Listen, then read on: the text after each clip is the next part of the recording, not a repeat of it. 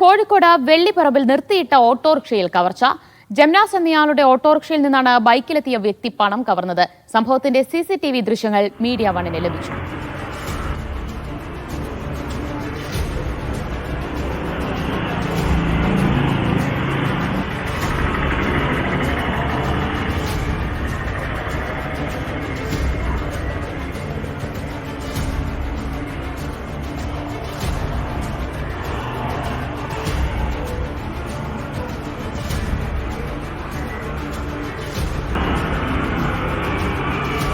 നന്ദഗോപാൽ വിവരങ്ങൾ നൽകും. നന്ദു, അറിയാത്ത പോലെ വന്ന ഓട്ടോയിലിരുന്ന് അതിൽ നിന്ന് പണവും എടുത്തു പോയല്ലേ?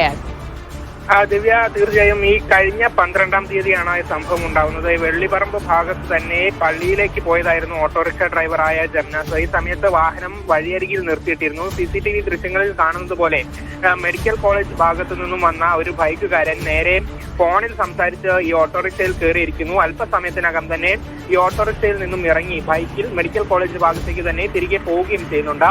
ഏതാണ്ട് 6000 രൂപയാണ് ജംനാസിന് നഷ്ടമായത് എന്നുള്ളതാണ് മനസ്സിലാക്കുന്നത്. ഏതായാലും മെഡിക്കൽ കോളേജ് പോലീസിൽ പരാതി നൽകിയിട്ടുണ്ട്. കേസെടുത്ത് അന്വേഷണം നടക്കുകയാണ്.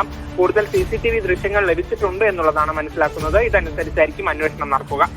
ശരി, നന്ദഗോപാലാണ് കോഴിക്കോട് നിന്ന് വിവരങ്ങൾ നൽകി.